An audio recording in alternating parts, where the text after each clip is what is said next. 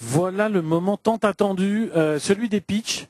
Moi, je suis très très fier de présenter ces 23 pitchs qui vont avoir lieu entre aujourd'hui et demain, parce que ça a été un travail qui nous a motivés dès la conception, dès le moment où on a pensé au Cross Video Days avec Pervenche et qu'on a construit ça. On a pensé à cette possibilité, cette opportunité des pitchs pour l'ensemble des participants, de manière à ce qu'ils puissent à la fois dans des rendez-vous individuels, comme certains l'ont eu aujourd'hui, à la fois dans des rendez-vous, à la fois dans ces pitchs grand public, puissent rencontrer, se faire voir, et encore une fois, créer des opportunités de business qui, j'espère, demain, les amèneront à être diffusées sur BBC, sur YouTube, sur France Télévisions ou ailleurs. Juste pour vous redonner quelques notions par rapport à ça, 280 projets ont été reçus de 17 pays, donc vraiment du monde entier. 23 ont été sélectionnés par un comité de sélection. Et vraiment, ça a été assez difficile parce que la qualité des projets était très grande. Je vous redis un peu ce que j'ai dit ce matin, mais on a voulu avoir des projets en développement, des projets qui recherchaient la coproduction et des projets qui étaient très avancés, qui cherchaient de la diffusion pour avoir un peu la gamme la plus large possible.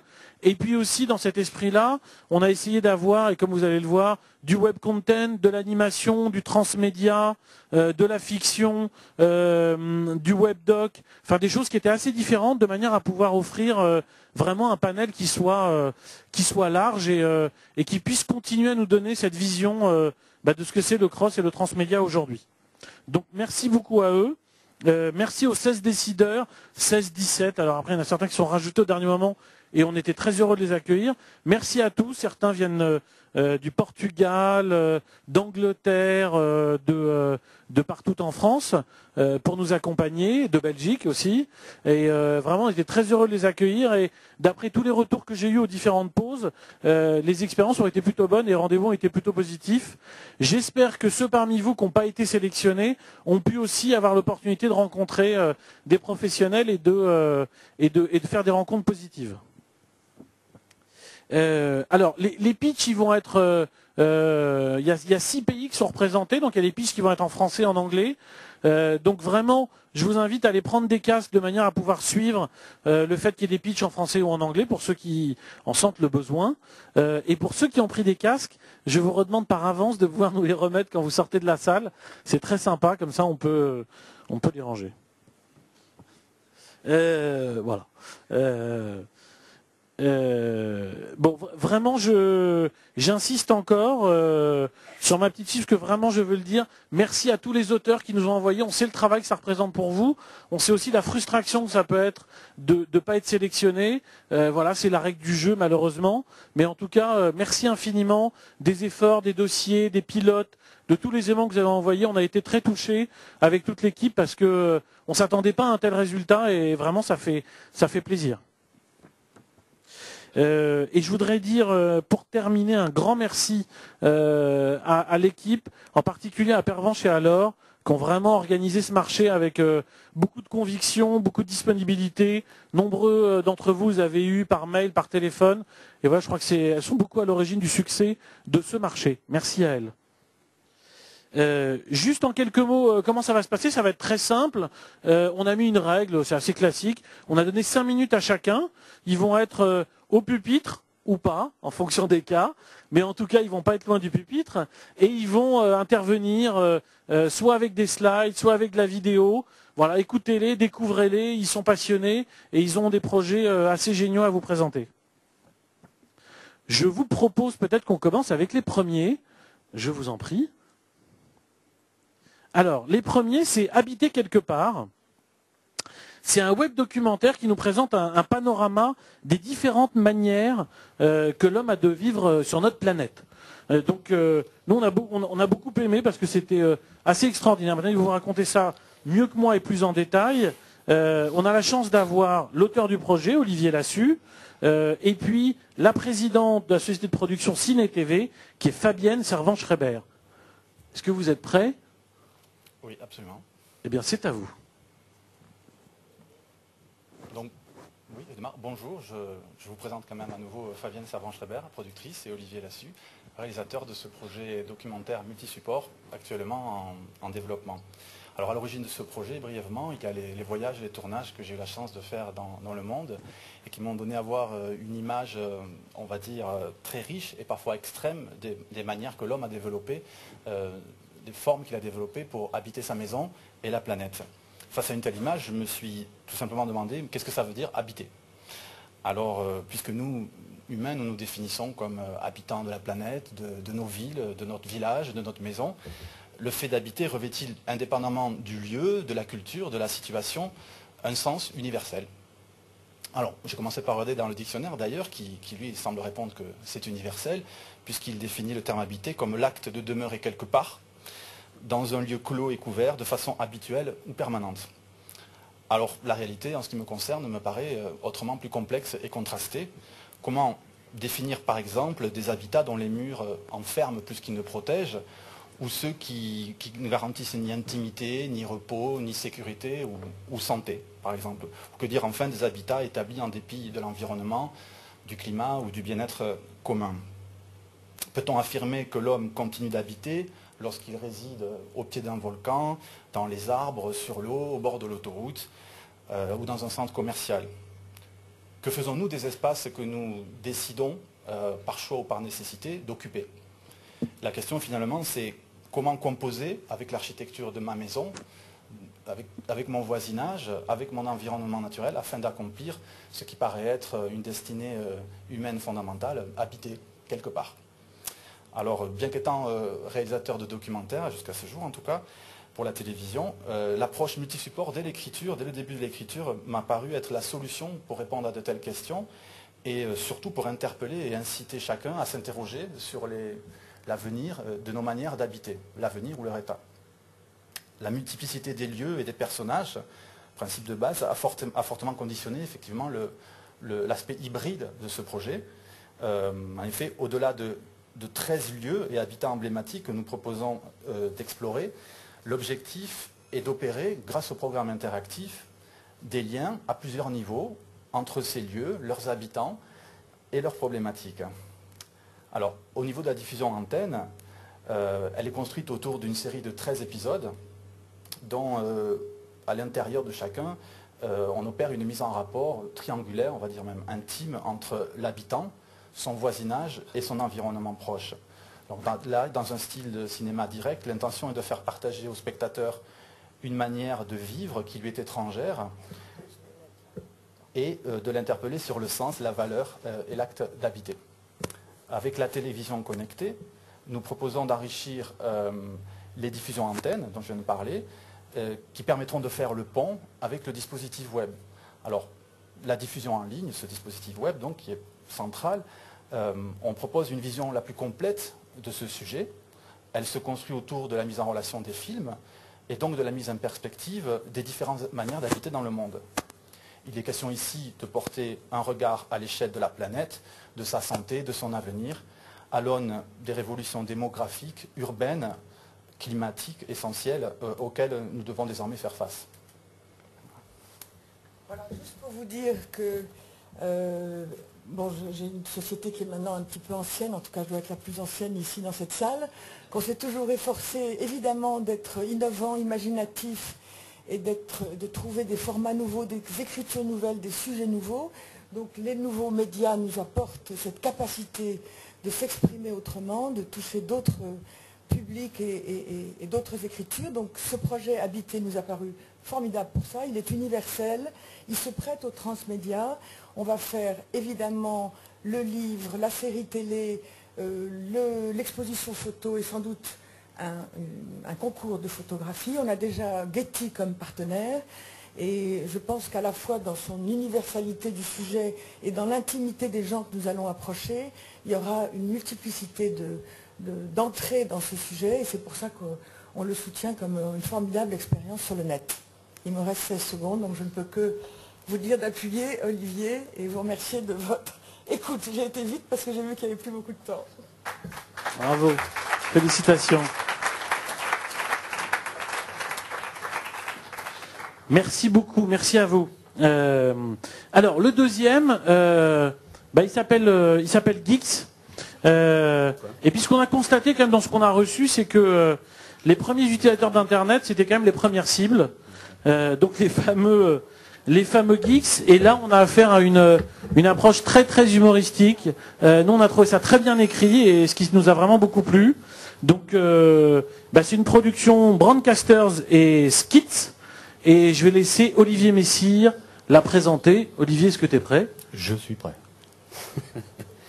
Bon, bonjour. Moi, je représente Brandcasters, donc là, une société que j'ai montée qui fait du marketing de contenu. En gros, je travaille sur des productions et derrière, j'explose ces productions-là pour voir comment on peut trouver toutes ces logiques de cross-média et de transmédia, sachant que je fais bien un différentiel entre le cross-média et le transmédia. Cross-média, c'est l'exploitation des contenus, des supports, et le transmédia, c'est la narration, ces supports.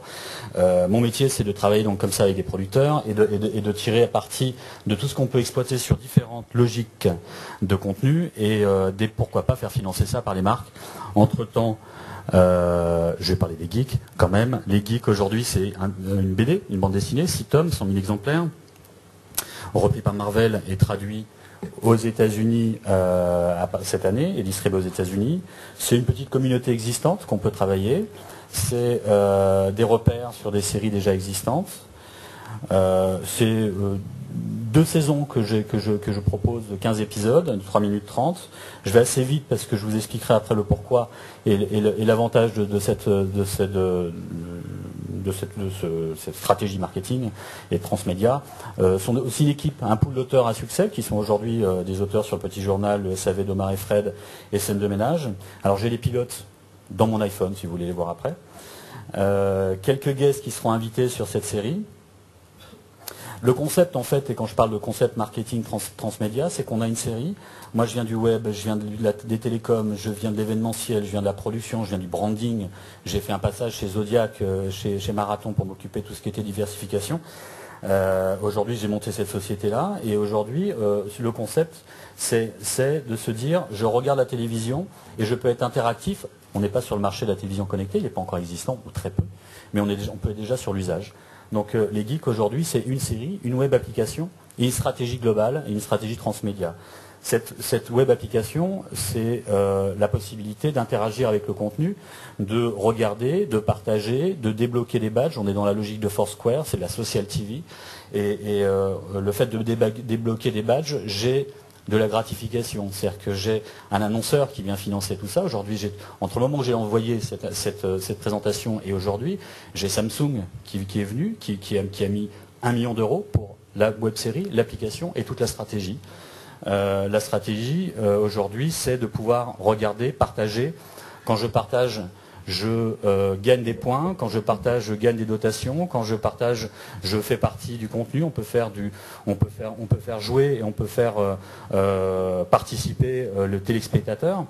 Je passe assez sur ces slides-là qui sont pas intéressants. Je vais être plutôt au dernier, qui est celui-ci. Donc quand j'ai un Samsung qui met quasiment 1 million d'euros, aujourd'hui je peux travailler et produire une série qui passe en télévision. Je peux avoir cette tablette mobile qui joue l'interaction devant mon écran. J'ai tout ce qui est visualisation avec le web, mais j'ai aussi du contenu qui va aller en radio. J'ai de l'affichage qui peut être interactif avec mon mobile. Donc je parle de web application. Donc une web application, c'est un lien URL. Donc je peux être interactif avec n'importe quel support qui me donne un QR code ou qui me donne une image pour récupérer la web application, commencer à jouer avec et revenir en télévision pour continuer et rentrer dans la série. Donc voilà, c'est aussi du street marketing et l'événementiel. Aujourd'hui, Samsung a joué le jeu, on va ensemble, ça sort en septembre. On commence par une visibilité sur Facebook et sur les réseaux sociaux, et ça ira chez un diffuseur broadcast à partir de janvier normalement, et simultanément web, application et diffuseur à partir de janvier. Voilà, ils sont partis, au début j'avais vendu une saison, ils sont partis sur 2 saisons, et on est parti, je pense, demain je signe peut-être demain après-midi, sur 4 saisons. Donc c'est un beau projet, c'est nouveau, c'est une nouvelle façon de faire financer la production, c'est une nouvelle façon de... J'ai pas fait appel ni au CNC, ni aux médias, ni quoi que ce soit. Je suis allé chercher l'argent tout seul, voilà, c'est bien, c'est une bonne idée. C'est ce que c'est faire ma société, et quand je m'associe avec des producteurs qui sont prêts à jouer le jeu. Voilà, il me reste 45 secondes, je vais remercier tout le monde pour cette invitation. Je ne sais plus quoi, je laisse le temps aux autres alors. Bravo. Merci beaucoup Olivier. Et pour ceux qui veulent le découvrir, si je dis pas de bêtises, le pilote est en ligne sur le site des Cross Video Days. Donc allez-y, vous aurez une idée plus concrète de la qualité d'écriture et de l'humour de la série. Alors, le troisième projet, déjà merci aux deux premiers pour le respect du temps, c'est très agréable. Le troisième projet, c'est Retour sur les nuages. On a eu envie on a eu très envie de ce projet parce que c'est un très beau projet transmédia dans sa conception, dans sa pensée, qui est en développement, c'est important de le noter, et qui mélange de nombreuses disciplines, de l'histoire, de la peinture, de la poésie, pour nous faire comprendre la science des nuages. Et pour nous faire découvrir ce projet, qui est une production Film d'ici, je vous propose d'accueillir Laurent Duré. Laurent, est-ce que vous êtes prêt? Merci. Imaginez, il y a 10 millions de pages vues par jour, c'est le score d'audience du site de Météo France. La météo, ça passionne, je suis sûr que chacun de vous va la regarder régulièrement. Que ce soit pour sortir, pour s'habiller, pour choisir le moyen de transport, on doit tous composer avec le ciel qui nous surplombe et donc ces nuages, cette matière un peu insaisissable. Et ces nuages, ils nous font souvent rêver, donc ils méritent qu'on leur tende tous nos supports, téléphonie, web et télévision. Le projet Retour sur les nuages, c'est un projet qui veut construire un univers où les différents supports de diffusion se répondent, se complètent, se renvoient les uns les autres. Par exemple, vous voilà sur votre portail Internet, à côté de la météo du jour, un petit film court vous est proposé, mais son sujet diffère selon le temps qu'il fait. Il pleut à Paris, vous avez un petit film qui vous raconte ce qu'est un cumulonimbus qui pèse 1 milliard de tonnes. Il fait beau à Marseille, vous avez un petit film sur un artiste qui crée des nuages avec un simulateur. Tous ces films sont tagués et renvoient à un site internet, nuage.tv, qui est une plateforme interactive et participative, un cloud, où les internautes peuvent visionner un web documentaire qui traite de la face cachée des nuages à travers la photo, la peinture ou encore la science. La météo d'Aristote, les photos de nuages qu'Abercrombie est allé faire aux quatre coins du monde pour montrer qu'ils étaient les mêmes aux quatre coins du globe, celles faites en montgolfière par Tissandier lorsqu'il s'est élevé, puis celle aujourd'hui de Météosat. Encore une fois, le contenu du webdoc varie selon le temps qu'il fait. Nous avons défini 8 grandes situations météo et l'internaute découvre à chaque fois une situation, 8 fois 13 minutes, une situation correspondant à une météo. S'il veut voir la suite, il sera obligé de revenir. Un jour, il fera un autre temps. Mais sur le site, nous pouvons aussi recevoir des photos. Les internautes peuvent poser leurs photos de leur plus beau coucher de soleil derrière un nuage, peuvent poser des questions, peuvent s'amuser à poser eux-mêmes des questions. Pourquoi dit-on avoir la tête dans les nuages? On ne va pas s'arrêter en si bon chemin. On va faire une application smartphone. Vous êtes quelque part, vous prenez en photo un nuage et grâce à la géolocalisation, on pourra vous dire ce que c'est ce nuage et vous proposer un petit film qui vous renvoie sur le site par ailleurs. Notre projet est en développement. Il nécessite que nous réfléchissions à de nouveaux modes de financement. Notre idée aujourd'hui, au-delà des institutionnels qui soutiennent déjà le projet, nous avons eu l'aide au CNC Nouveau Support, nous avons Météo France qui veut nous soutenir, mais nous souhaitons que différents diffuseurs abritent ces formats courts, de façon à ce qu'ils soient vus sur de multiples plateformes.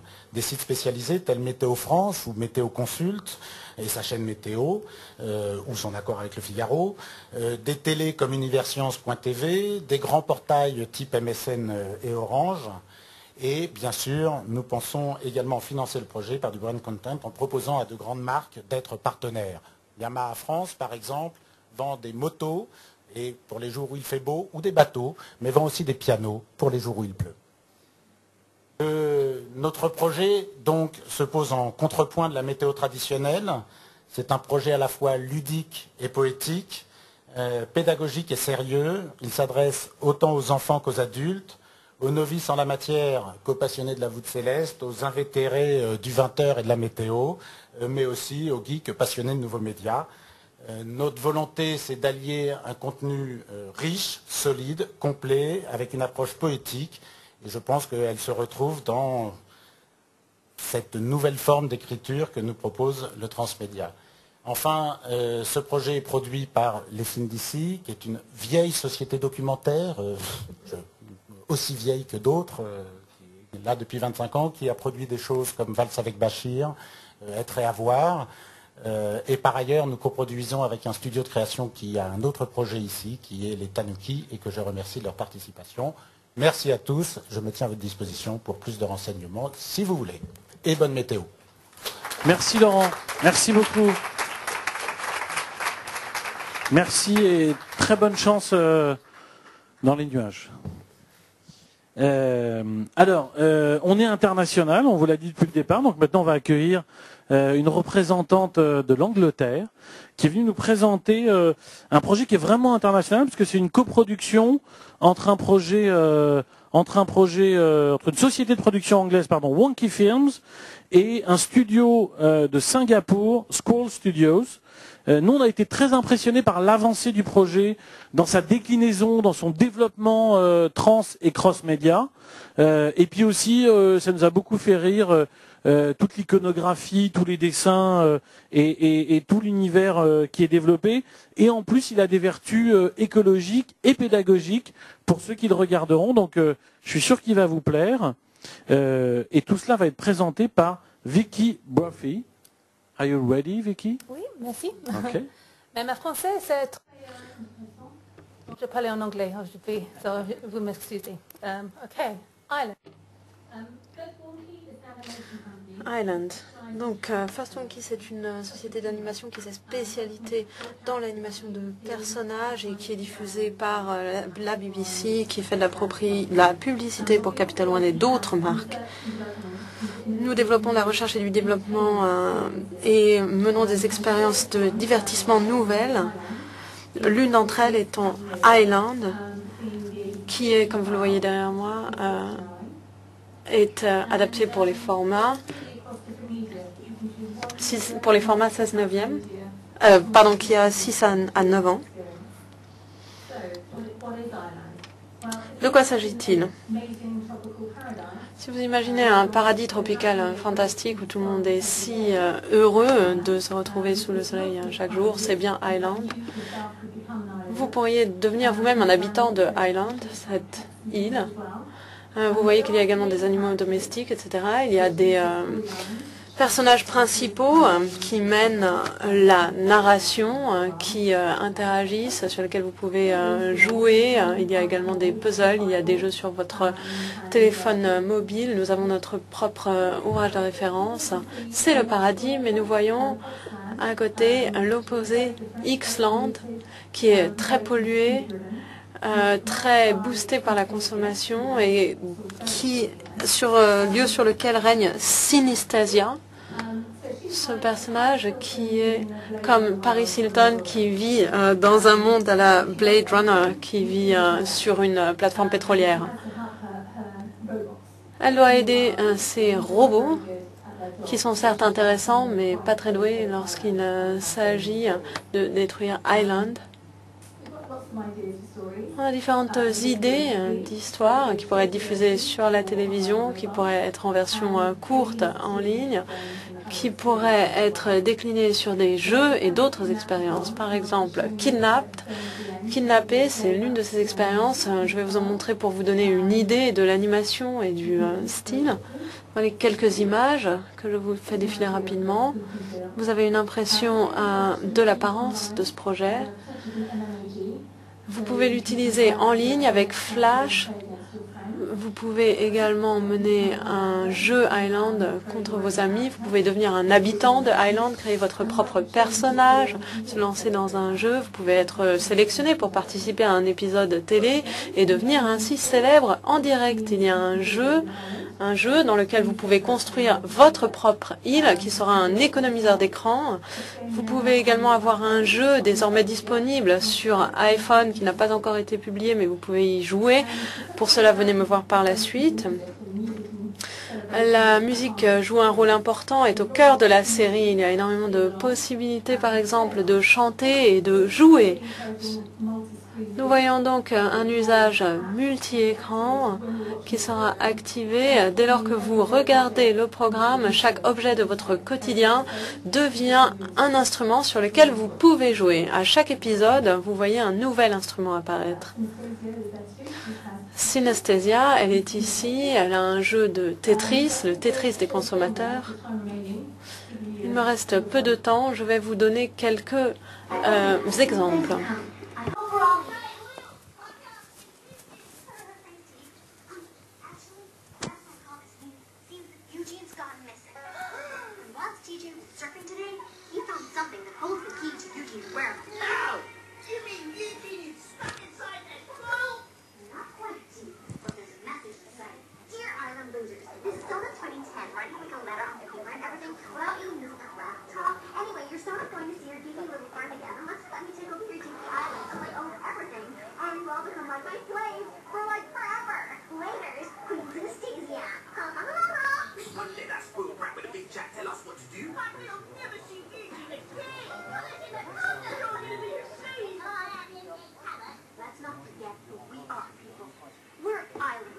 We know if we work together, we can get anything done. So let's turn the tables on Synesthesia. Who's with me? What are we gonna do, girl? We're gonna get Eugene back. This machine is so not slick. I mean, what would anyone use it for? Ugh, boring. What is cleaning anyway? Excuse me, do you mind, like, not doing all that banging and stuff? This machine was really expensive, you know.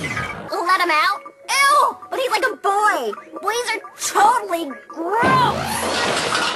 Annoying. He's totally going to invalidate the warranty. Okay, how do we get him out? Out of my way. I'll do it.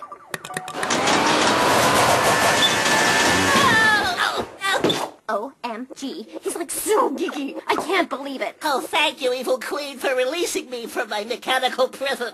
I'll do whatever you're bidding, but please don't hurt me. And he's really creepy, too. Great. Okay, I'm going shopping. Give him some straw or whatever boys eat.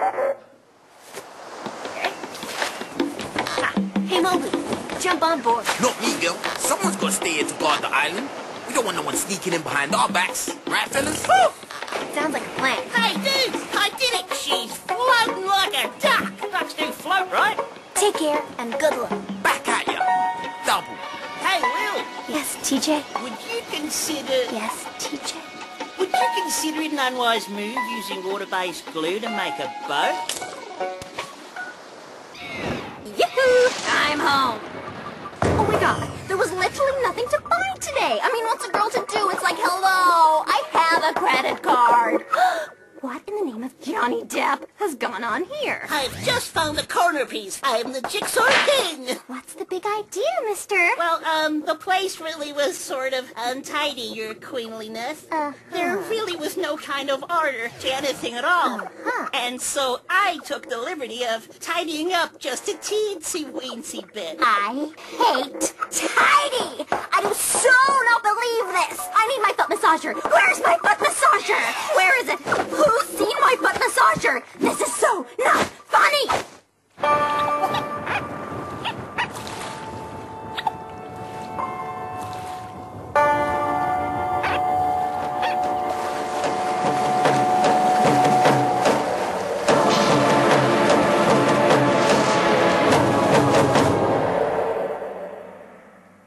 Sorry for running over. Thank you very much. Merci beaucoup.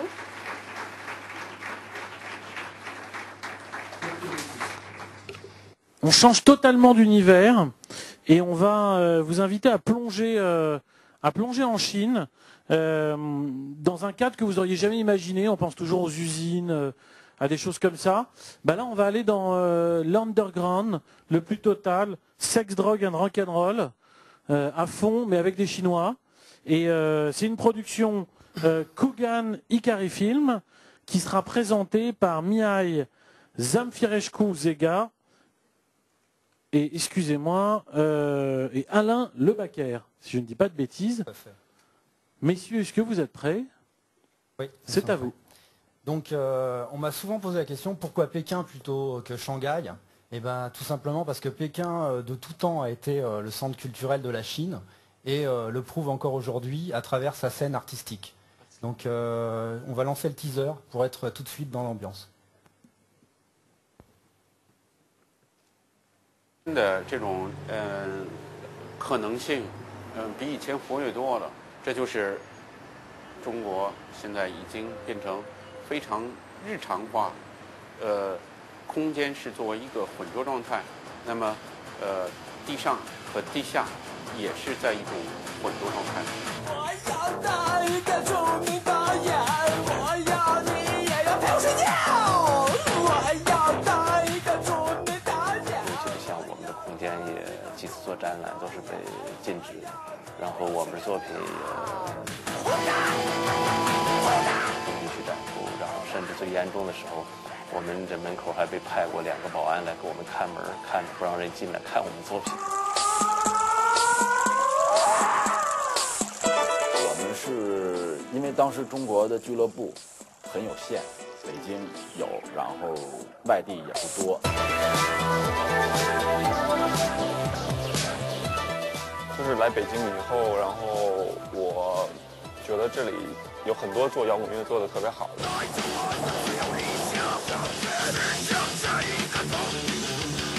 其实也不是说好像乐队更有名了或者怎么样，是地上，不是。地下不是，是一个态度。地下和地上往往是别人来看我们的时候做出的这种界定。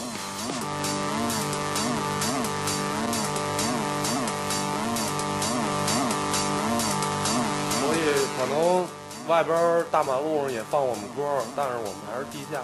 如果你不想看我们的时候，你也看不见我们。但是喜欢找这感觉的会跟着我们出现，他们会来。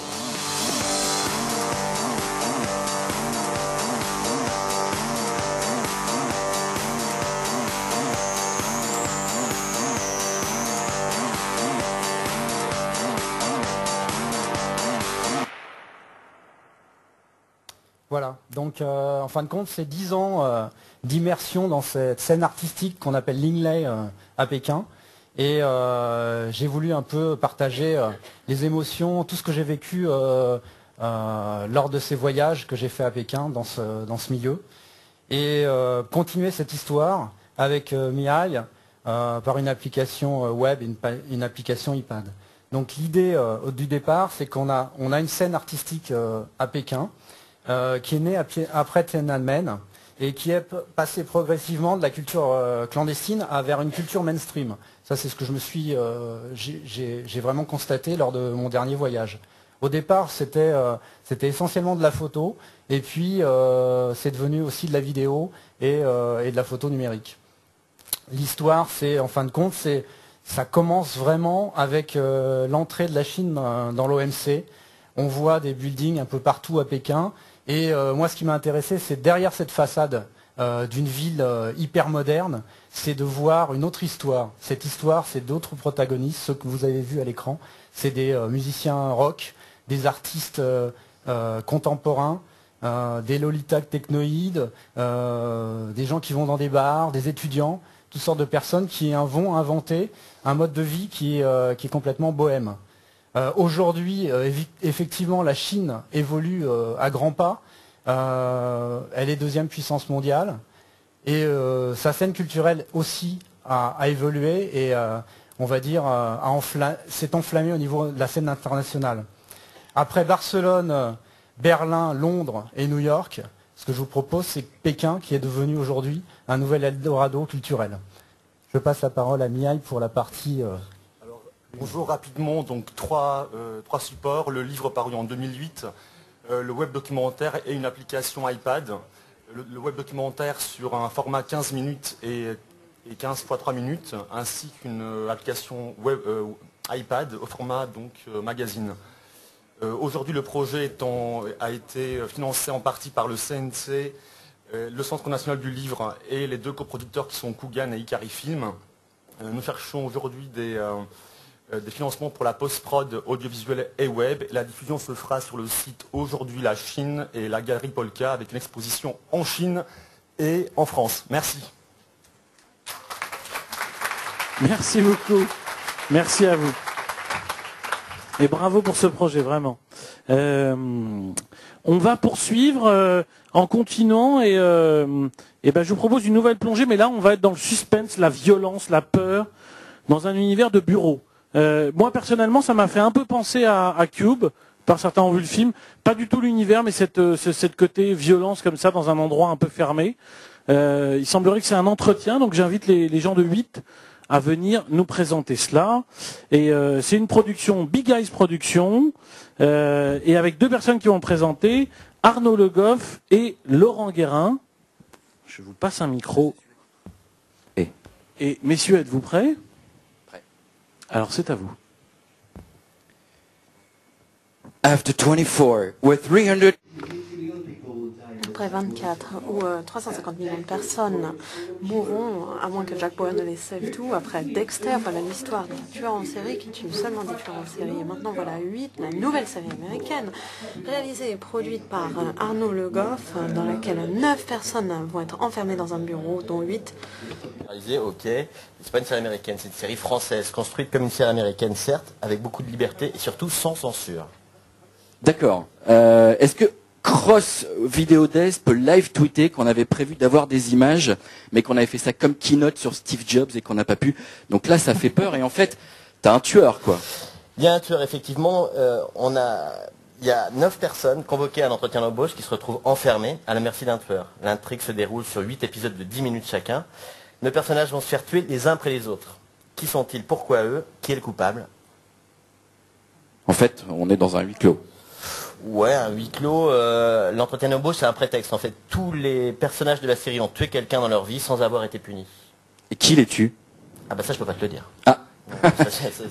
Ouais, tu sais pas en fait. Encore, t'as pas encore fini d'écrire et t'as pas tourné. Si. La série est terminée. On a fait une vraie production à l'américaine avec un showrunner, un pool de 4 scénaristes, une directrice d'écriture. On a donné beaucoup de contraintes aux auteurs, de lieu, de temps, de rebondissement, un mort à chaque épisode, de budget aussi.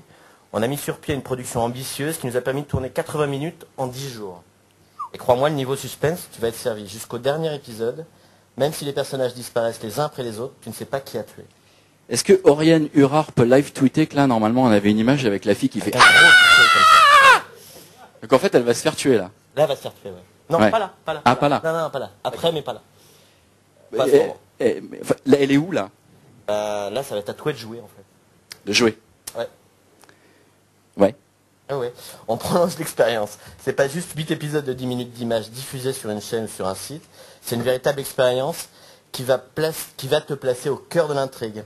Mais bon, le producteur transmédia, c'est toi, c'est pas moi. Moi, j'étais juste réalisateur. C'est vrai. Alors cette année, Arnaud, toi et moi, on a travaillé sur Détective Avenue, qui est une des premières expériences transmédia qui mélange le jeu et la fiction, et essentiellement sur Internet et puis sur les smartphones. Il s'agissait de remplir les objectifs suivants: exposition, addiction, interactivité, participation. Ça a marché, et ce qu'on veut faire sur 8, c'est maintenir les spectateurs en contact avec le programme en les faisant jouer. Donc en fait, ce qu'on a imaginé sur 8, à la fois c'est un jeu sur Internet et sur smartphone et sur tablette par exemple, qui est calé sur la diffusion, dans lequel on va demander aux spectateurs de reconstituer les meurtres. Alors, la victime, sa personnalité, l'emplacement, l'arme du crime, le mobile et bien sûr le tueur.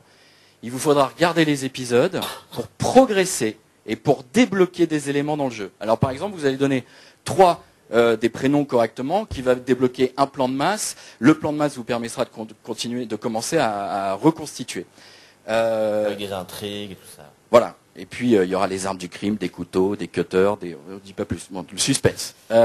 Pour la diffusion, on va faire comment? Alors pour la diffusion, moi cette année j'ai aussi travaillé sur Live Atom, qui est l'un des premiers gros projets d'émission musicale co-brandée, diffusée sur Internet, et puis racheté par une chaîne après, et qui a notamment pu voir le jour grâce au co-branding. Donc nouvelles écritures, nouveaux formats, nouveaux modes de diffusion, nouveaux dispositifs mélangeant fiction et jeu. Fort de toutes ces expériences de cette année, et d'un produit fini, on vous propose de réfléchir avec nous sur la meilleure manière de proposer ce programme à un large public. Donc on vous attend, et voilà, toutes les propositions pour diffusion sont les bonnes. Et on vous lance la bande-annonce.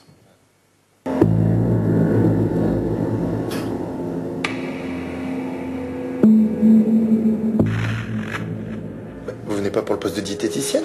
Pas du tout. Mais vous trouvez pas ça un peu bizarre? Laissez-le parler, bon sang.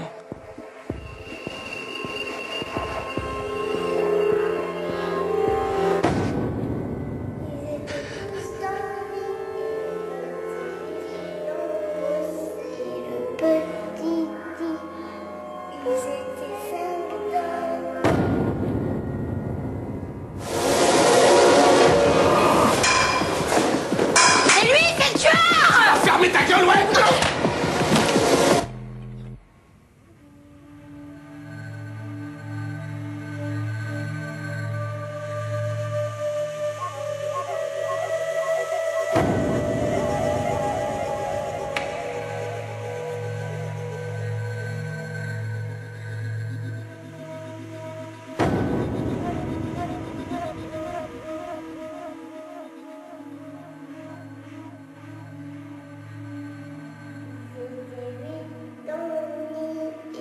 Petit dit, poussez-vous, poussez-vous, et dans ma nuit.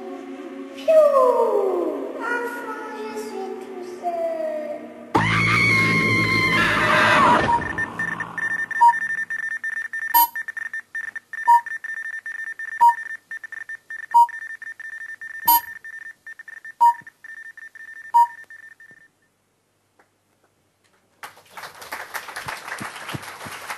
Bravo.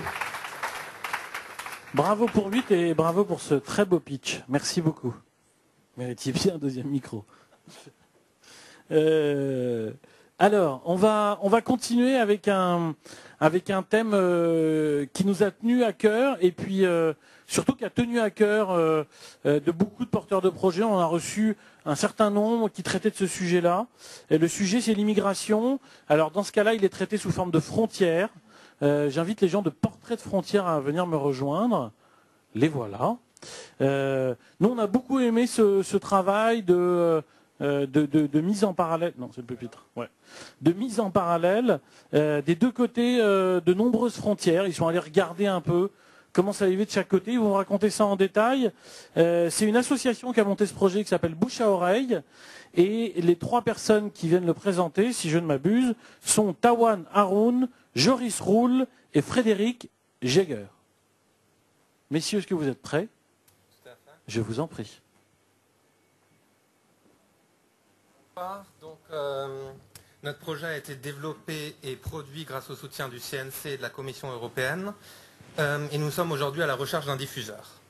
Portrait de frontières, vie quotidienne au port de l'Union européenne est un web documentaire qui, en 12 portraits d'habitants des régions frontalières, explore la frontière est de l'Union européenne à travers 3 régions, en Finlande, en Pologne et en Turquie.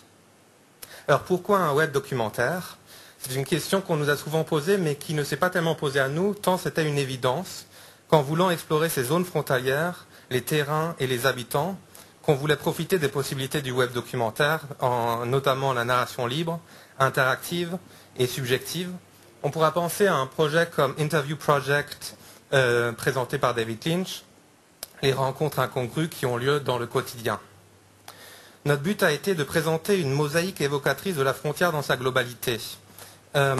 Les liens entre les rencontres, les échos thématiques et l'atmosphère particulière se dégagent peu à peu au fil de la lecture et des choix de l'utilisateur. Donc Tawan va vous montrer pour cela notre navigation.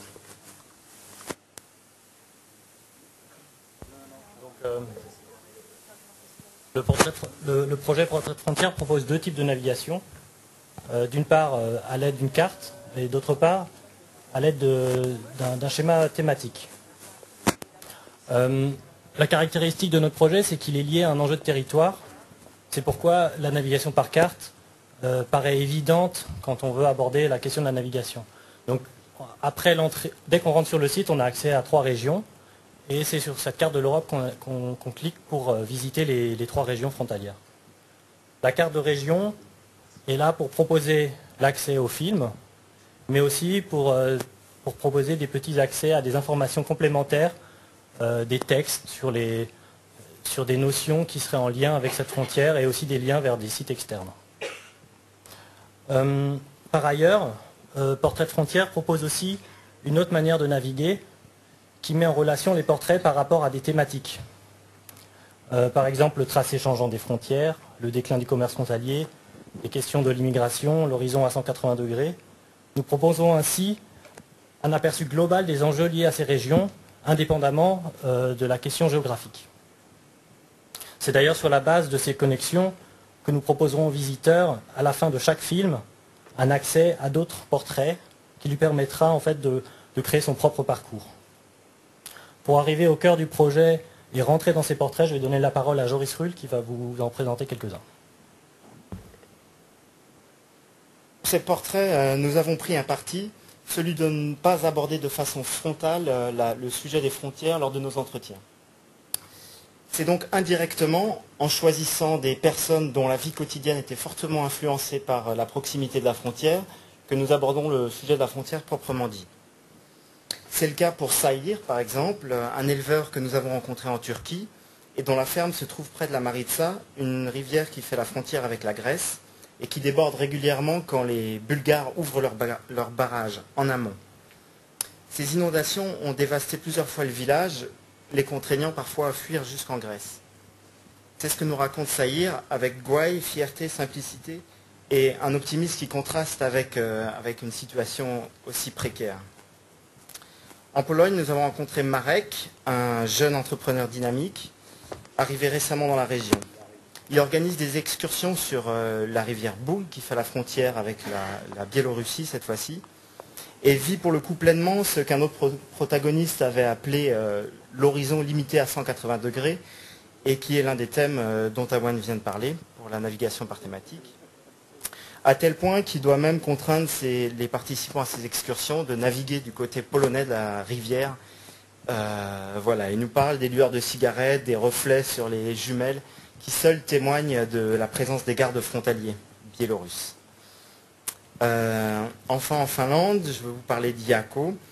Lui aussi vit pleinement cette situation de géographie coupée en deux, puisque les barbelés de la frontière russe passent à 200 mètres de sa maison, dans son champ. Iako est étonnant, il nous parle avec une distance et un calme impressionnant de son enfance en guerre, de sa maison abandonnée, brûlée, reconstruite, perdue à nouveau en fonction de l'évolution du front. Et par contre, se prend d'un enthousiasme juvénile quand il nous parle des centaines de trophées qu'il a gagnés en jouant aux fléchettes, ou des médailles que lui ont donné les gardes frontières alors qu'il a dénoncé un motoneige qui passait par la frontière. Voilà, nous avons rencontré de nombreux autres personnages, camionneurs, infirmières, commerçants, douaniers. N'hésitez pas à venir nous voir pour en découvrir plus et pour venir voir la version démo également que nous avons déjà faite de ce site. Merci. Merci beaucoup, messieurs. Merci. Alors, un petit tour par l'Espagne. Qui nous a fait le plaisir d'envoyer beaucoup de projets espagnols. C'est un des projets qui a été retenu par le comité de sélection. C'est un projet de fiction transmédia qui est complètement dingue, mais qui le rend assez génial aussi par ce côté-là. Il a raflé tous les prix en Espagne, les prix de transmédia, les événements comme le nôtre ou d'autres. Donc c'est un projet qui est très prometteur. Le genre est plutôt gore, c'est le moins qu'on puisse dire. Il s'appelle Panzer Chocolate, yes. Et c'est Robert Figueras qui va nous le présenter. Yes. Robert? I'm ready. Okay, see you. Well, thank you very much for... Merci beaucoup de m'avoir invité à cet événement fantastique. Je m'appelle Robert et je vais vous présenter aujourd'hui le projet Panzer Chocolate. Quelques informations me concernant. Je suis diplômée en gestion d'entreprise. J'ai étudié au Royaume-Uni à Londres. J'ai travaillé pour 51 productions. J'ai bénéficié d'un programme d'1 an. En 2005, j'ai lancé une community qui regroupe 30 000 cinéastes en Espagne. J'ai travaillé également auprès d'autres entreprises, General Electric et Danone. Je suis directeur ensuite de longs métrages. J'ai réalisé des longs métrages. C'est le troisième projet cross-média espagnol. L'histoire en elle-même est un film complet. On nous parle on vise un public de 16 à 40 ans, des personnes qui lisent des bandes dessinées, qui sont fans de films d'horreur. Nous allons sortir un jeu vidéo, un jeu réalité augmentée, des activités articulées autour du projet principal et je pourrais vous montrer d'autres informations à ce sujet par la suite. La partie principale de l'histoire, c'est bien sûr le long métrage. Il y a différents formats. Nous partons d'un format 9:45 à un format de plusieurs sessions de 10 minutes.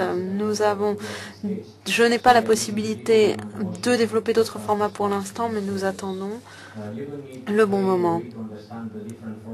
Vous n'avez pas besoin de connaître les différents formats du film. Le film parle de lui-même et après avoir regardé le film, vous pouvez jouer sur les différents formats. Donc après ou avant le visionnage du film, ceci n'a pas d'importance. Nous travaillons actuellement sur les jeux vidéo. Nous avons apporté une démo qui a 50 niveaux, sortira sans doute à la fin de l'année. Nous attendons des financements pour lancer un jeu vidéo pour PS ou autre console. Nous travaillons sur l'interactivité mobile. Vous allez avoir la possibilité d'envoyer un texto après ou pendant la visualisation du film et ensuite vous recevez un message d'un des personnages. Vous pouvez appeler l'un des personnages, vous pouvez avoir une conversation à la fin du film. Ce personnage vous rappelle et vous voyez tous ces résultats sur Internet. En ce qui concerne les projets, nous avons commencé le développement en juin 2009. Il y a 2 ans, je suis le réalisateur. Mon collègue en Espagne a produit le projet. Nous produisons au sein d'une entreprise qui s'appelle Filmoter. Le budget total s'élève à 800 000 €, 600 000 pour le film, 200 000 pour les autres formats. Nous avons déjà des notes d'intention pour le film, pour la distribution en Espagne par des cinémas. Nous tentons de réunir des fonds venant de bailleurs moins traditionnels. Nous avons déjà des bailleurs. La Fondation numérique de Barcelone qui a mis à disposition 30 000 €. Il y a 2 ans, la Fondation Initial Développement, nous avons un autre partenaire qui a investi 10 000 € pour le développement du prototype de jeu vidéo. Il y a 2 semaines, le ministère espagnol de la Culture a investi 40 000 € pour le jeu de réalité augmentée, de sorte que nous avons une certaine somme qui est réunie. Nous avons présenté ce projet lors de 20 conférences à travers le monde et je souhaiterais encore souligner un festival auquel nous avons assisté l'an dernier et aujourd'hui bien sûr cet événement Cross Video Day. Que recherchons-nous? 300 000 à 600 000 € pour la réalisation du film. Nous avons besoin également de 60 000 € pour la réalisation du jeu vidéo. Nous cherchons si possible un éditeur pour le jeu vidéo, pour PS ou Xbox. Nous nous adressons aux financeurs, coproducteurs, distributeurs qui pourraient être intéressés par le long métrage. Nous souhaiterions aborder des experts qui pourraient monétiser les diverses applications du projet. Je clôt mon intervention, je vous remercie de votre attention et je vais vous montrer quelques extraits du projet. Merci.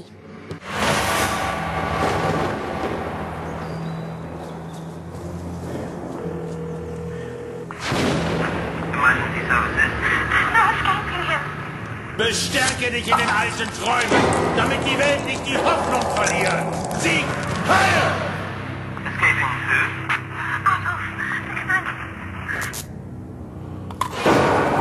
Sehen wir uns ins Gesicht! Wir sind Hyperborea! Sieg, Heil! Diese Hand führt das Reich! Sieg, Heil! He's gonna kill us! Hello? Hello? Sieg, Heil! Sieg, Heil! Sieg, Heil! Sieg, Heil! Please help us.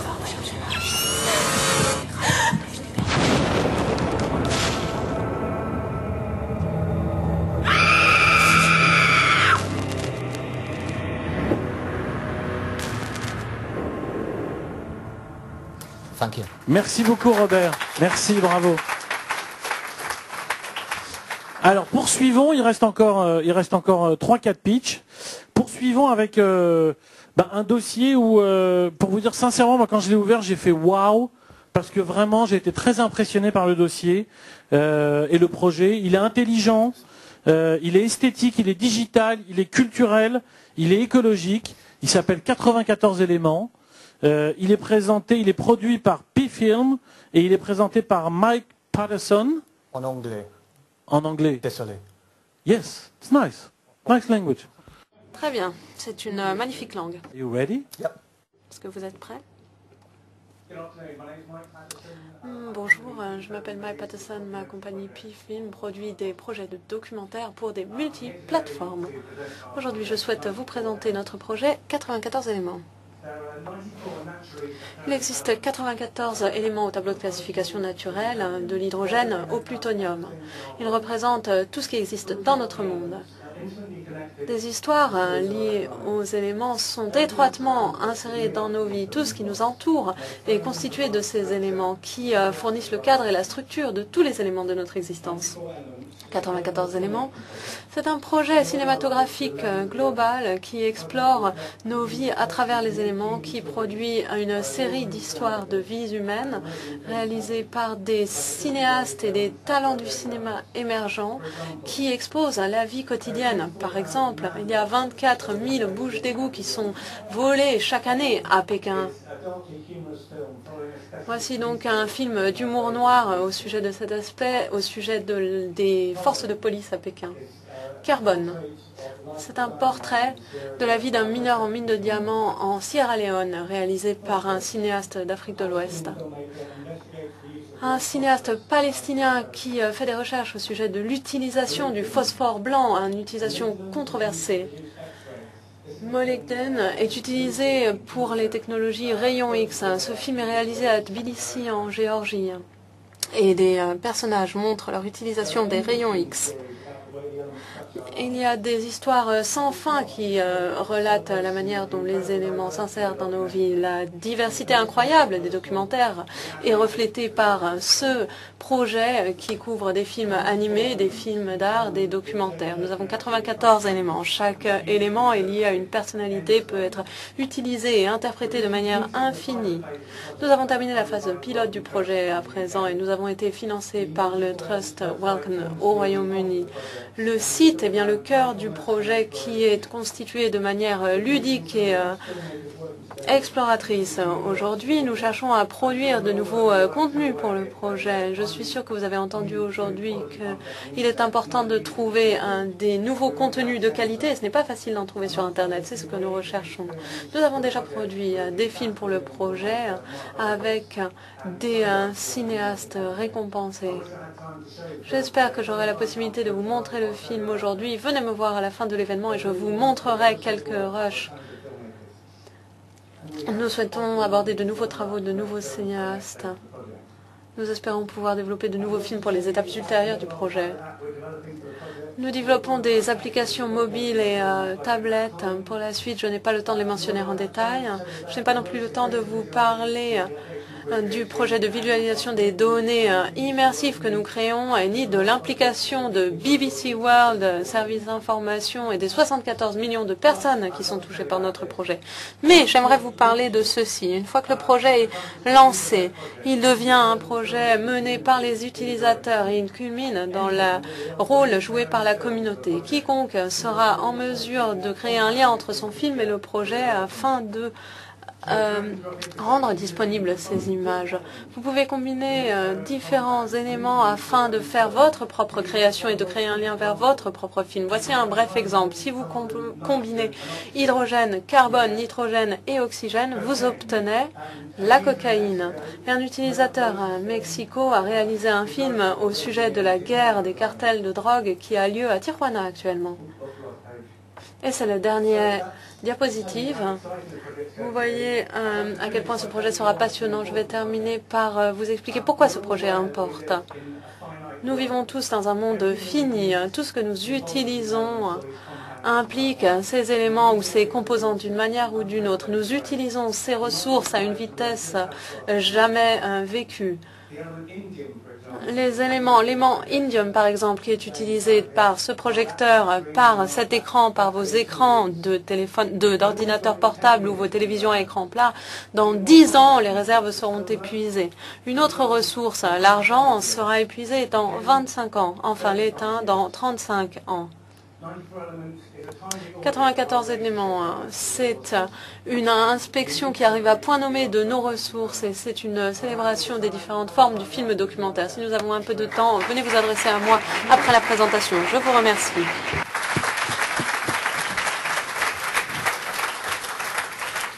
Bravo, félicitations. Et vraiment, allez le voir, il est à votre disposition pendant ces 2 jours pour vous rencontrer. Et il parle assez bien français, même s'il n'a pas parlé là.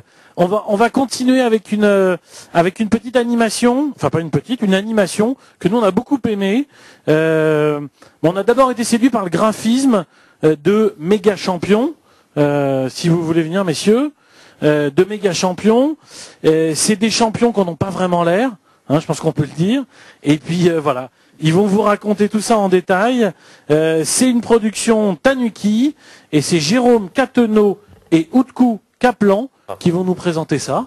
Messieurs, c'est à vous. Bonjour, je suis Utku Kaplan, donc je suis directeur de création et un des co-auteurs de Méga Champion. Je travaille donc dans le studio qui s'appelle Tanuki, qui est également une société de production qui sévit maintenant depuis 8 ans. Donc nous créons des jeux vidéo, du contenu interactif et des dessins animés. Et je vais laisser en fait Jérôme Catenot faire tout le sale travail puisque c'est lui qui va vous présenter le projet. Et vous vous doutez forcément que Jérôme Catenot est champion du monde de quelque chose, mais il ne le sait pas encore. Bonjour à tous, merci au Cross Video Days de nous avoir invités. Méga Champion, c'est en fait un projet qui est en fait un concours qui repose sur une idée très simple qui est qu'en chacun de nous, il y a un champion de quelque chose, même si on ne sait pas forcément de quoi. C'est un projet qui s'inspire un petit peu du Guinness Book des records dans lequel on peut voir des gens relever des défis, des challenges dont on ne sait parfois pas trop quoi penser, on ne sait pas s'il faut être impressionné ou légèrement perplexe, dubitatif ou même consterné. Donc Méga Champion, c'est un projet qui interroge finalement ce besoin que certains, et peut-être chacun de nous, ont de vivre ou de tenter de vivre un moment de gloire. Voilà. Méga Champion, c'est avant tout une histoire, avant d'être un dispositif transmédia, donc je vais quand même prendre quelques minutes sur les précieuses minutes que j'ai pour vous raconter en gros cette histoire. Tout commence dans un quartier qui aurait dû être un magnifique quartier, le fleuron de l'architecture, tout en marbre et en or, et finalement suite à quelques malversations financières, le projet n'aura pas vu lieu, n'aura pas vu le jour. Bon an mal an, une dizaine de personnes habitent quand même dans ce quartier, mènent une vie tout à fait monotone et banale, jusqu'au jour où débarque chez eux la télé en personne de Dan Kong, le célèbre animateur du moment, qui vient les voir chez eux et qui donc leur propose ce truc très simple de tenter de devenir célèbre ou pas, en relevant des défis comme le lancer de tongs, l'ouverture et fermeture de portes, le cassage de melons, enfin des choses un petit peu comme ça. Je vous laisse imaginer ou puiser dans votre imagination pour voir de quoi vous seriez champion. Donc évidemment, nos personnages se jettent à corps perdu dans cette compétition. Et donc très rapidement, évidemment, leur immeuble, puisqu'ils habitent tous dans le même immeuble, leur immeuble devient le théâtre d'un gros n'importe quoi, où chacun, bien sûr, va essayer de pourrir la vie de l'autre pour devenir champion à la place de lui, évidemment. Et donc, au bout d'un moment, tout devient relativement incontrôlable, tout cela étant filmé par les caméras de Dan Kong, qui évidemment se délectent de cette compétition acharnée. Petit à petit, évidemment, les concurrents se rendent compte qu'ils sont quand même un petit peu manipulés par Dan Kong, qui finalement les utilise. Et une sorte de grogne commence à monter parmi les habitants de l'immeuble jusqu'au soir de la grande finale, celle qui devrait sacrer le champion parmi les champions. Et ce soir-là, Dan Kong, qui meurt complètement introuvable, on le retrouvera une semaine plus tard, ligoté dans une poubelle, avec son micro. Et là, l'enquête commence, il faudra trouver qui a fait le coup. Donc Méga Champion, je vais vous expliquer maintenant comment les différents médias fonctionnent ensemble. En gros, l'histoire est coupée en deux. La première moitié de l'histoire, c'est-à-dire tout le concours jusqu'au soir de la grande finale, c'est raconté par une série télé de 26x7 en anime. La deuxième partie, l'enquête proprement dite, d'accord, enquête qui est donc commanditée par Dan Kong pour qu'on trouve qu'il a enlevé, c'est un jeu d'investigation, c'est-à-dire que le spectateur deviendra enquêteur. Maintenant, sur la chronologie un peu plus précise, le temps passe vite, l'idée c'est donc chaque nouveau défi est annoncé chaque semaine par un teaser mobile, d'accord. Puis vient l'épisode de la série télé qui va donc présenter une semaine de la vie quotidienne de nos super champions et qui donc va montrer comment ils se pourrissent la vie jusqu'au prime time suivant pour essayer de devenir le champion. L'idée c'est qu'une fois qu'un épisode a été diffusé, le spectateur peut aller jouer sur internet à des mini-jeux très simples dans lesquels ils vont pouvoir en fait défier les personnages de la série, par exemple au lancer de tongs. Et ce qu'on souhaite faire, après il faudra voir si technologiquement ce sera faisable, ce serait qu'au début de l'épisode télé suivant, chaque épisode télé commence en fait par une séquence sur le plateau de l'émission, et l'idée ce serait que de manière dynamique, on voit sur un grand écran dans la série la tête de l'avatar du joueur, c'est-à-dire celui qui a réalisé le meilleur score au mini-jeu sur internet. C'est-à-dire qu'en fait, si on a 5 diffusions en une semaine d'un épisode, et bien peut-être qu'au début de l'épisode, ce ne sera pas forcément le même joueur qu'on verra au début de l'épisode. D'accord? C'est-à-dire qu'en fait, chacun peut quand même tenter de devenir champion. Je vous présente super chrono en 4 secondes les personnages. Monsieur Huss, le garagiste fan d'arts martiaux qui aurait aimé être une star de film. Tony Tagliano, le patron de pizzeria. Pierre, aspirant chanteur de hip-hop. Le général McGregor, dont on ne sait pas trop s'il a réellement fait la guerre. Alison, la femme de ménage qui cache bien son jeu, rira bien qui rira le dernier. Fabrice, le pizzaiolo frustré qui chez lui fait des splendides sculptures en bouffe. Igor, la star déchue du culturisme en Russie. Joséphine, la concierge empoisonneuse. Gauthier, l'adolescent gothique qui vit dans une famille un petit peu psychorigide, assez traditionnelle. Kokushi, le comptable pour qui c'est pas forcément toujours très rigolo. Et voilà, simplement pour dire que le projet a reçu le soutien du CNC, Nouveaux Médias de la région Rhône-Alpes. On attend pour commencer le développement de trouver des partenaires, diffuseurs, coproducteurs, pour induire l'écriture et le développement dans la bonne direction, et notamment la fabrication d'un pilote pour faire avancer le projet. Voilà, j'ai explosé le chrono, enfin j'ai parlé super vite. Merci beaucoup. Merci messieurs, merci beaucoup.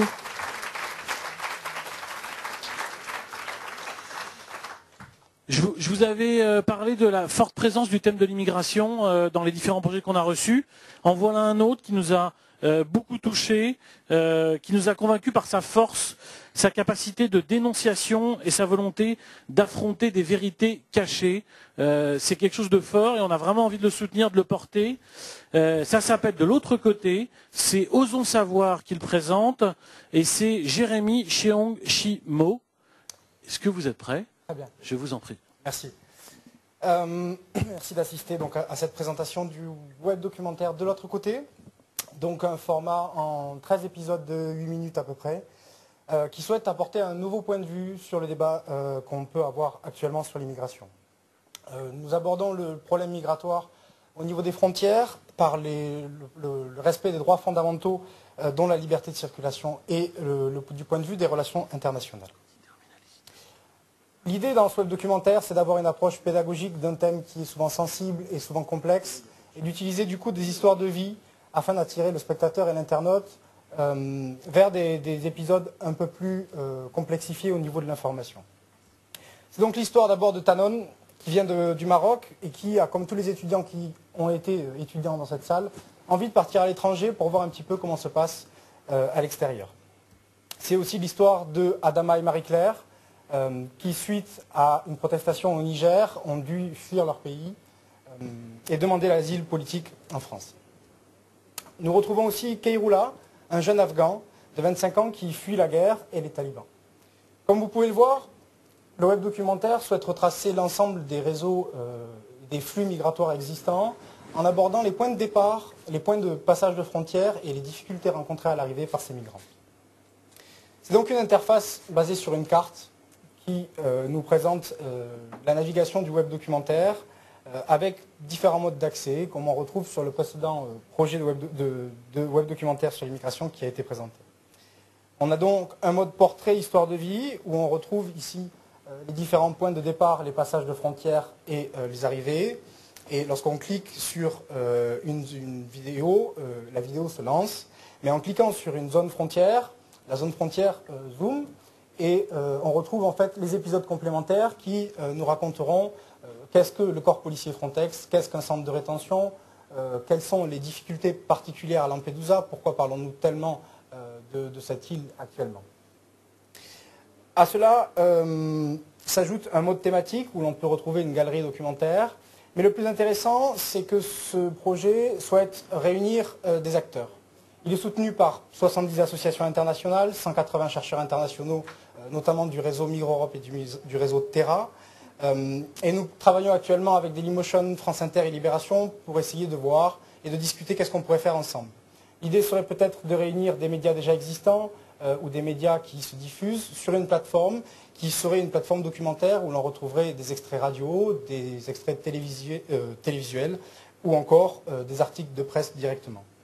Tout ça basé directement sur la narration donc de ces 3 histoires de vie qui nous permettent d'approfondir les connaissances sur la migration.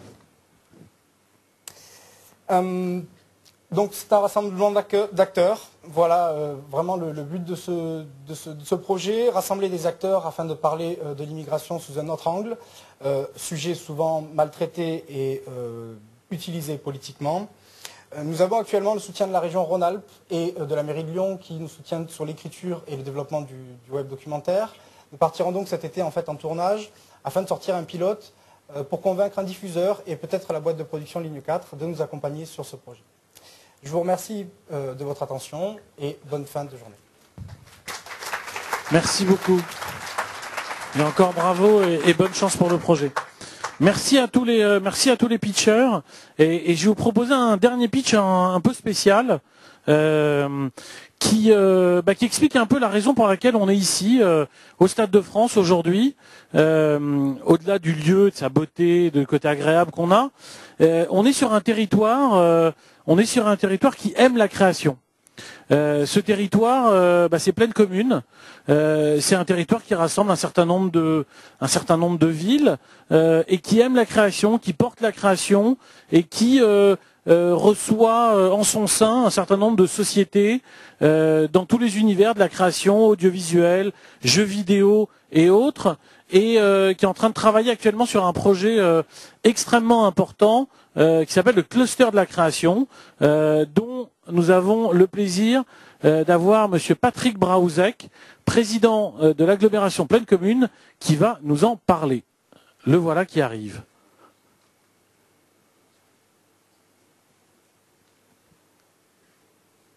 Bienvenue. Merci. Bienvenue aussi. On s'assoit ? Oui, on va s'asseoir. Allez.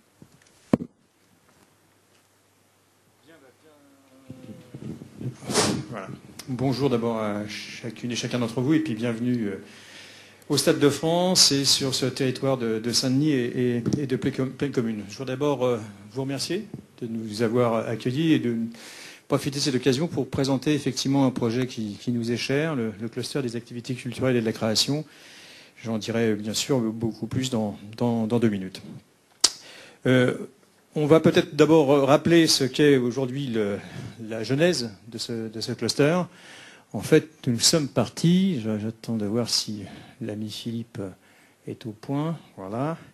Comme vous le savez, ce cluster est parti autour de l'idée défendue par le président de la République il y a quelque temps sur l'idée du Grand Paris et notamment de renforcer l'attractivité économique, touristique, financière de la place de Paris.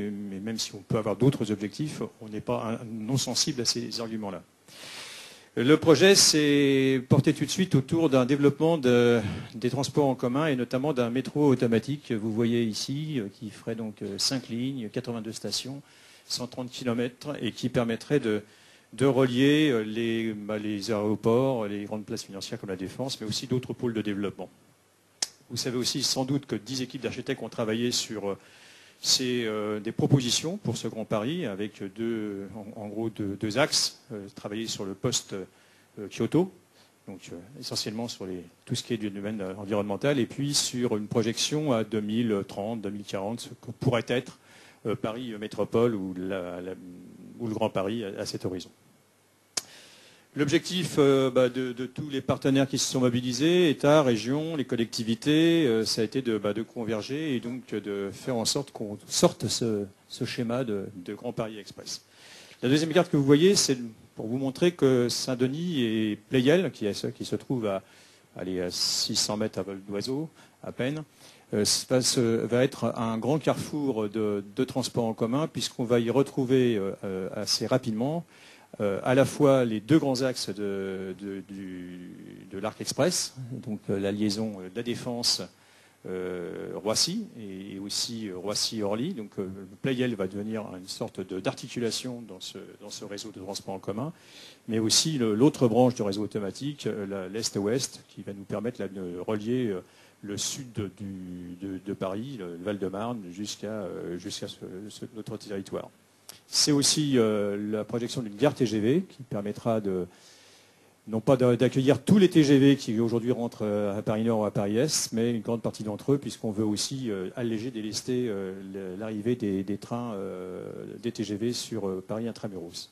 Et puis la gare du RERD et le RERH, ce qui fait qu'à terme, on peut dire qu'à horizon 2025, on aura ici 7 transports en commun très performants, à la fois du réseau rapide, mais aussi du réseau de desserte de proximité. Le gouvernement aussi a identifié Plaine Commune comme étant un des pôles de développement, un des pôles structurants du projet de Grand Paris, et autour, je le disais, donc des activités culturelles et de la création. Aujourd'hui, il y a donc une dizaine de pôles qui ont été identifiés. Et pour notre part, Plaine Commune et la ville de Saint-Ouen ont été identifiés comme ce pôle. Alors à partir bien sûr de choses qui existaient, vous savez que l'idée de cluster, alors c'est un terme anglais, on essaye de le traduire d'une manière la plus précise possible. On n'aime pas trop nous le franglais, mais bon, c'est de plus en plus utilisé. Pitch, voilà, etc. Mais le cluster, c'est une démarche donc complète qui prend appui sur 4 piliers. Donc vous les avez là, l'enseignement, la formation, recherche et développement, innovation, l'art et la création et le tissu économique. Et donc c'est sur ces 4 piliers que l'on va s'appuyer nous pour travailler sur ce cluster. On ne part pas de rien puisqu'on a un certain nombre d'atouts sur notre territoire. On a d'ores et déjà aujourd'hui tout ce qu'il faut pour développer ce cluster des activités culturelles et de la création. Alors autour bien sûr d'activités où nous sommes particulièrement costauds, tout ce qui est audiovisuel, cinéma, animation, et là tu vas trop vite là. Mais tu vas revenir en arrière, c'est pas grave. Donc audiovisuel, cinéma, jeux vidéo, logiciels, etc. Tout ce qui va aussi pour des activités pour lesquelles on a de forts atouts, même s'ils sont moins forts que ceux que je viens de citer, c'est tout ce qui est le domaine du design, du graphisme, de la mode, l'artisanat d'art, et puis tout ce qui est musée. Et puis avec alors là moins d'atouts, mais qu'on cherche quand même à développer, sur lesquels on pourra aussi s'appuyer. Vous avez aussi l'architecture, encore que l'architecture on a de quoi faire, mais tout ce qui est du domaine de l'édition et de la photographie, là où on est moins fort. Les atouts et les projets sont très forts sur notre territoire. Il faut avoir en tête qu'aujourd'hui, sur Plaine Commune, on a 75% des industries techniques du cinéma qui sont implantées et que 65 structures de tournage sont répertoriées sur Plaine Commune et la ville de Saint-Ouen et constituent 50% des capacités nationales. C'est dire qu'on est d'ores et déjà un lieu de production de cinématographique, télévisuel, jeux de vidéo, etc.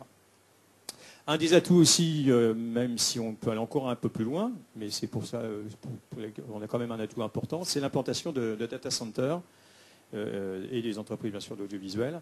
On a 11 data centers, vous avez une carte là qui montre bien où ils sont implantés, mais aussi où sont des entreprises audiovisuelles, le réseau Iris et les cinémas. On a développé dans la dernière période un grand nombre de sites. Je voudrais citer les principaux, notamment les studios du studio Landy Lumière, qu'on a inauguré il y a à peine un an, c'était au mois de décembre, si je me souviens bien. Quand il faisait froid, donc c'est le souvenir que j'en ai. Donc il y a la société Euromedia Group. Et puis on a des grands classiques de télévision, AB Productions, parce que je vois monsieur d'abord, donc je le signale au passage, je le salue. Et puis bien d'autres, on a toutes les grandes bonnes émissions culturelles françaises qui se tournent sur notre territoire. Le Loft, les émissions de Patrick Sébastien, enfin tout ce qui est vraiment purement culturel se tourne ici. Et puis évidemment l'image de la cité du cinéma de Luc Besson. Je vous invite à, si vous avez le loisir, de tâcher d'aller la visiter. C'est pas forcément facile, mais enfin il y a des visites organisées.